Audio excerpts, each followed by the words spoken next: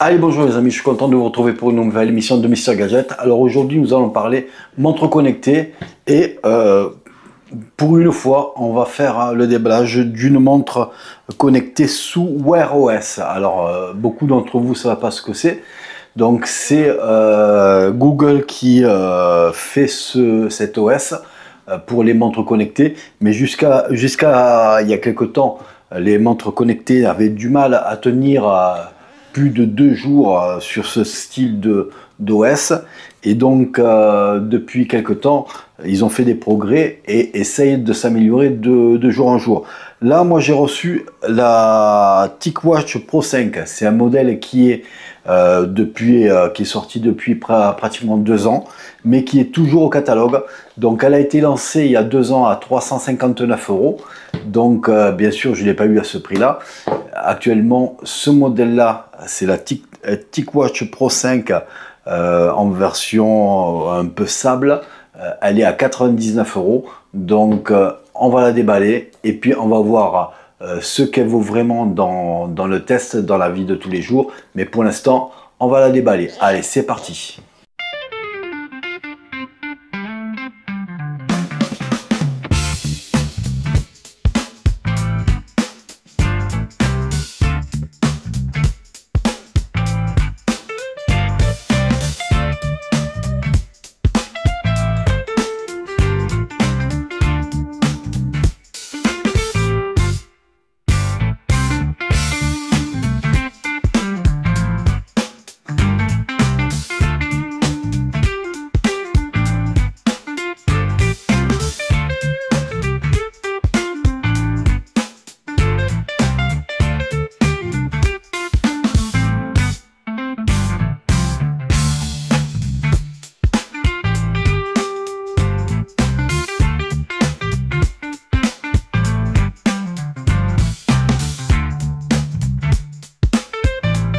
Bon voilà les amis, après le déballage, qu'est-ce qu'on peut dire? On peut dire on a affaire à une montre qui est très cossue, très bien finie, très imposante par rapport par exemple à la Huawei Fit 4 Pro. Donc elle est ronde, elle a un grand cadran. Donc j'enlève les plastiques en même temps. Donc elle est robuste. Donc elle a une certification militaire. Donc elle est costaud et tout ça. Elle résiste au choc et tout ça. Elle a un écran AMOLED et un écran. Il y a 2 écrans, un AMOLED et un LCD qui se relaient pour faire des économies de batterie. Mais ça, on verra ça un peu plus tard. Vous avez une couronne rotative sur le côté, un bouton en haut. Donc on a les bracelets qui se changent facilement avec une petite voilà, avec un petit titounet qui est sur le côté. Donc ça c'est classique. On a comment ça s'appelle, un chargeur rapide apparemment. Grâce à ce chargeur, ça permet de gagner plus de 65% de la batterie en seulement 30 minutes. Donc il est monté, donc magnétique. Donc on va voir maintenant, donc c'est un bel objet. Donc on va voir, on va l'activer et puis on va voir ce qu'elle vaut sur plusieurs jours. Et puis on se retrouve pour vous dans quelques secondes. Pour moi, ça sera d'ici une semaine ou 2. Et je vais vous dire exactement ce que je pense de cette montre. Si vraiment sous Wear OS maintenant ça vaut le coup d'avoir une montre qui tient l'autonomie ou pas. Donc ça, on va voir avec le test. Et puis je ferai une comparaison un peu avec ce qu'on a d'habitude de voir sur la chaîne, c'est-à-dire avec les Amazfit ou les Huawei. Allez, c'est parti.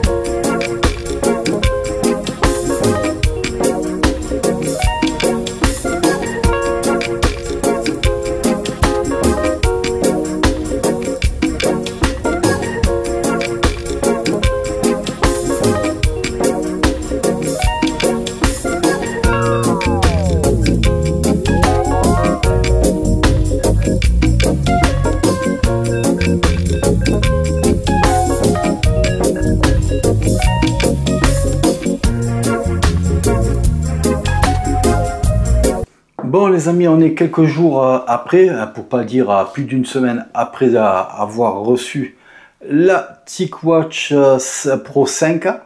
Donc, qu'est-ce que j'en pense? Donc maintenant, avec le recul, donc je trouve que le design est très costaud. Donc on a franchement un design très fin de cette montre-là. Elle est pas mal. On a un écran qui est très lumineux. Plus de 1000 nits, donc franchement c'est pas mal. Il y a ce double écran là de cristaux liquides et d'AMOLED qui est mélangé, qui fait un bon compromis. Donc on trouve vraiment l'efficacité qui s'ajuste entre ces deux cadrans, qui permet une autonomie bien supérieure. Donc voilà, donc le biais un petit peu de cette montre là. Donc moi je n'étais pas très Wear OS jusqu'à présent, mais il faut dire que ce modèle de chez TicWatch peut faire changer d'avis. On a une très belle offre. On a une montre qui est très résistante. Elle a des résistances militaires que je vous mettrai. Je vais vous dire ça. Je dois l'avoir sur la boîte. C'est la certification MLSTD 810H, donc qui permet d'avoir une bonne tenue dans les températures froides ou chaudes, dans les chocs. Franchement, une belle proposition. Donc on a plus de 10 000 écrans, même encore plus. Vous avez des écrans, plus de 1000 écrans gratuits, plus de 10 ou 15 000 payants. Donc vous pouvez faire ce que vous voulez, vous pouvez faire des écrans comme vous voulez avec les photos. Donc franchement c'est pas mal. Donc on a aussi les notifications qui viennent, hein. Donc on a le Wi-Fi aussi sur cette montre là. Alors ça permet quoi le Wi-Fi? Alors ça permet par exemple quand vous avez une application style YouTube Musique ou Spotify, de gérer tout ça si vous êtes chez vous de la montre sans passer par le téléphone. Donc ça va se mettre directement avec l'application par le Wi-Fi, avec vos comptes et tout ça au départ. Et une fois que ça c'est paramétré, voilà, vous pouvez lancer de la montre YouTube Musique, Spotify, Amazon Music, voilà, tous les trucs de musique et tout ça. Franchement, c'est pas mal. Vous pouvez appairer aussi de la montre vos écouteurs, vos enceintes et tout ça sans passer par le téléphone. Donc franchement, ça c'est top. Franchement, elle a beaucoup en fait, cette montre-là, elle a beaucoup de points positifs qui permettraient de se passer de téléphone en fait. Donc c'est sûrement le Wear OS de Google qui fait ça, parce qu'on peut mettre des nouvelles applications juste qui sont prévues pour la montre par le biais de la montre, sans passer par le téléphone. Donc il y a le Play Store. Franchement, on a un bon micro. Par contre, l'haut-parleur est il manque un peu de force, je trouve. Mais on entend bien quand même, hein, il ne faut pas quand même trop le défoncer. Mais le micro est exceptionnel. Quand on veut faire, par exemple, des messages, donc là, je vais voir si je trouve les messages. Voilà, ici, et vous allez voir, voilà, démarrer une question, par exemple, je prends chérie. Donc voilà, vous avez les images. Si on vous envoie des images, vous avez les images. Voilà, si on vous envoie des vocaux, vous pouvez avoir accès des vocaux et les lire d'après la montre. Après, pour y répondre, vous avez plusieurs façons. Vous avez des messages prédéfinis que vous pouvez programmer. Vous pouvez appeler à partir des messages. Vous pouvez écrire avec un clavier qui est pas mal, hein. Franchement, même si ça paraît petit, vous appuyez, franchement, c'est bien.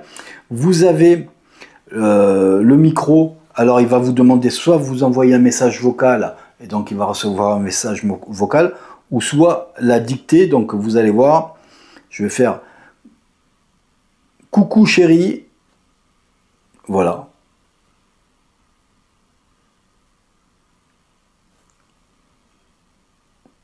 Voilà, c'est rapide. Hein, donc le voilà est un petit peu parce que j'ai continué à parler, mais franchement, même que vous ayez un accent très particulier, il fait pas de faute de saisie. Donc on peut envoyer des emojis. Donc moi j'ai trouvé franchement le truc des messages vraiment pas mal. Donc vous pouvez après avoir d'autres messageries que vous pouvez mettre, type e-message, pas e-message, c'est Apple Message de chez Facebook ou Message. Vous pouvez avoir Snapchat, enfin voilà, tout type de messagerie va être compatible avec cette montre. En parlant d'Apple, elle n'est pas compatible avec Apple, hein, donc ça, l'application, donc il reste obligatoirement sur Android. Donc bon, ça après c'est leur choix à eux. Donc vous voyez, c'est quand même assez fluide. Donc vous voyez, là je suis sur Amazon Music. Donc voilà, ça se fait comme ça. Si j'appuie, hop, je vais avoir accès. Et donc voilà, je peux voilà, régler le volume. Donc voilà, donc c'est quand même assez sympa. Donc franchement, c'est très bien. Donc voilà, il faut faire plusieurs swaps pour ressortir. Vous avez l'agenda, vous avez la météo, le suivi de sommeil qui est très précis, hein, je trouve. Donc voilà, donc vous avez été couché. Il y a pour la nouvelle montre, pas pour celle-là, mais pour la nouvelle, l'Enduro, le modèle Pro 5 Enduro qui est sorti l'année dernière, vous avez le détection dérenflement si vous les paramétrez. Donc moi j'ai pas trouvé le paramètre, je pense que ça y est aussi pour celle-là, mais je n'ai pas trouvé le paramètre pour bien le faire. Donc vous avez voilà, détection du cardiaque, vous avez le sport, les entraînements. Donc voilà, donc je vais pas vous faire le détail complet parce qu'il y en a beaucoup qui l'ont fait autre que moi. Donc il faut pas oublier que cette montre là a pas loin de 2 ans, elle est sortie il y a 2 ans. Donc apparemment il n'y a pas de de nouvelles montres qui vont sortir pour l'instant. Donc j'ai essayé de voir s'il y avait une Pro 6 qui allait sortir bientôt, pas pour le moment. Donc mais il faut dire que ce Snapdragon qui est utilisé, c'est le W5 plus génération 1, fait vraiment le taf. Donc il n'y a pas besoin vraiment, vous voyez, c'est assez fluide. Donc la couronne, en plus, elle a un retour haptique, la couronne sur le côté. Donc voilà, même l'écran a un retour haptique. Donc franchement, au niveau matériel, c'est très bien. Le bracelet est très agréable à porter. Vous pouvez les enlever facilement grâce à la petite molette sur le côté. Ça se met assez facilement aussi. Donc voilà, il suffit que je dise ça. Voilà. Voilà, là c'est bien mis. Donc voilà, donc franchement c'est du matériel qui est costaud. Alors ils l'ont lancé il y a 2 ans, ils l'ont lancé à 359 €. Donc depuis c'est plus ce prix-là, hein. Donc ils ont revu leur prix parce qu'apparemment c'était un peu trop cher. Donc et puis les ventes n'ont pas suivi à ce prix-là. Donc maintenant vous les trouvez entre 130, ce modèle-là, hein, que j'ai, c'est-à-dire la TicWatch Pro 5. Vous la trouvez à 130 €. Ce modèle-là, apparemment, moi que je trouve très beau, n'a pas un grand succès, donc ils l'ont mis à 99 €. Donc c'est pour ça que j'ai décidé de l'acheter pour l'essayer.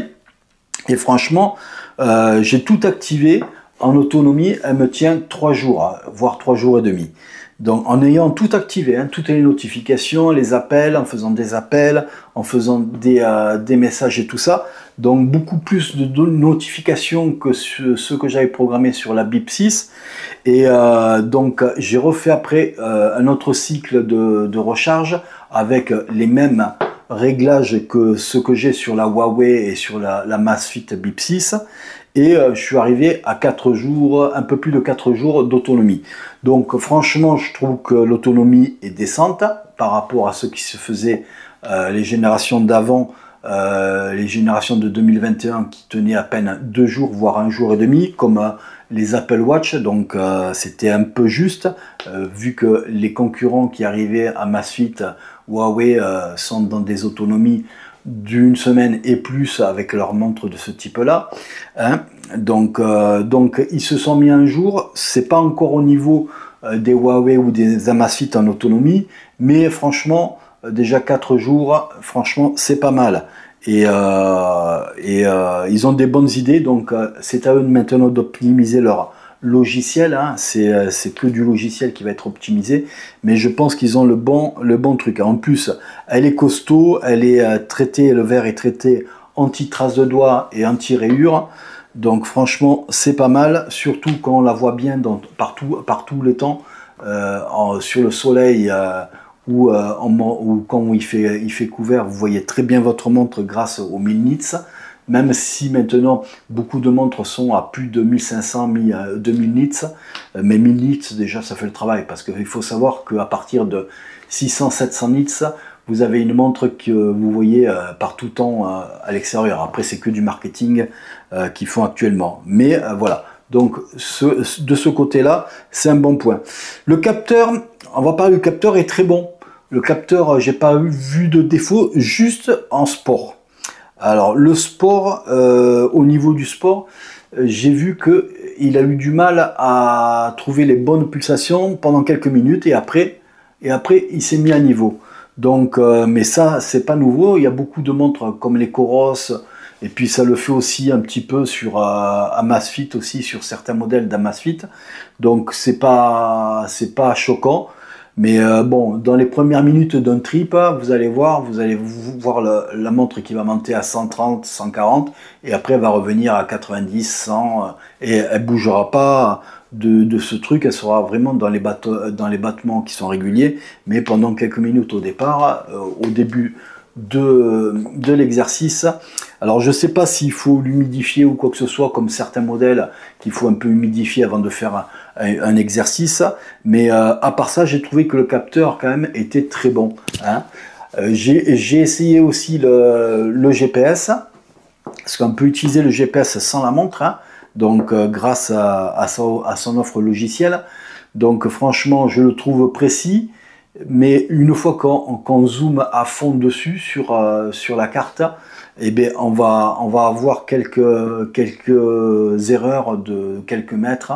Donc, parce que c'est pas un dual band, c'est un simple band. Mais s'il prend 5 satellites différents, il n'est pas dual band. Le dual band permet de croiser les données des satellites et d'avoir une précision accrue, hein, qui est de l'ordre de 25, 30, 50 cm. Tandis que là, le simple band, voilà, vous allez avoir des erreurs de quelques mètres, pas 10 mètres, mais 1 ou 2 mètres qui vont être un petit peu différents. Voilà, donc ça, il faut le dire aussi, il faut être quand même précis, mais c'est ce qui se faisait il y a 2 ans. Donc voilà. Après, au niveau de la recharge, on a un chargeur qui est magnétique, donc qui s'aimante et qui est propriétaire. Donc ouais, moi je suis moins, voilà, je préfère les chargeurs à induction qui se mettent directement, qui sont magnétiques, mais bon, voilà, donc peut-être qu'un jour ils y arriveront, mais pour l'instant c'est comme ça. Après, moi je trouve qu'elle a de la gueule, hein, cette montre là. Elle est légère au poignet, elle n'est pas très lourde, elle doit faire une quarantaine de grammes. Franchement, je trouve que des bons points. Moi j'aime bien. Donc je suis surpris un petit peu par cette proposition. Je m'attendais à qu'elle soit moins bonne. Et franchement, bon voilà, vous avez compris que je trouve que cette montre est très bonne. La proposition est franchement très bonne et très bien mise avec ce prix-là de 99 €. Voilà, 100 €. Même à 130 €, vous avez d'autres coloris qui sont là. Donc 99 €, c'est pour ce modèle-là. C'est le modèle Sandbone, un truc comme ça, hein. Donc moi j'aime beaucoup, ça fait un petit peu style un peu militaire, hein, mais je la trouve très chouette. Donc voilà ce qu'on peut dire sur cette montre là, une belle proposition qui vaut encore le coup malgré les 2 ans du modèle. Donc ça vaut le coup. Wear OS a fait sa mue assez efficacement, même s'il y en a encore quelques doublons au niveau des logiciels et des applications, mais c'est pas très grave tout ça. Donc c'est un bon truc si vous voulez essayer les TicWatch sous Wear OS de dernière génération, comme la Pro 5, vous pouvez y aller les yeux fermés. Il faut dire que pour la Pro 5 Enduro, c'est le modèle qui est sorti l'année dernière, c'est-à-dire en gros c'est une mise à jour un peu plus, un peu mieux. Il y a 2-3 fonctions supplémentaires au niveau de la santé comme la détection des ronflements et tout ça, et surtout elle a 10 heures d'autonomie supplémentaire en mode GPS ou en mode activité plein. Donc celle-là, elle est à 80 heures, l'autre, elle est à 90 heures. Et puis vous avez la TicWatch Atlas qui, elle, se retrouve à 240-250 euros et qui est encore un petit peu upgradée au niveau de la résistance et puis de quelques fonctions supplémentaires. Mais après, la base Wear OS est toujours la même sur ces montres-là.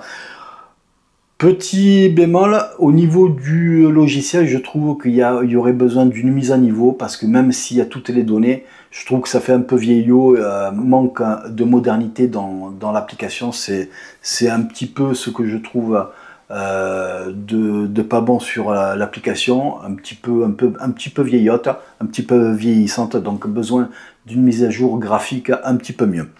Voilà pour moi, n'hésitez pas à mettre un pouce bleu si vous avez aimé la vidéo, n'hésitez pas à vous abonner si ce n'est toujours pas fait. Quant à moi, je vous dis à bientôt.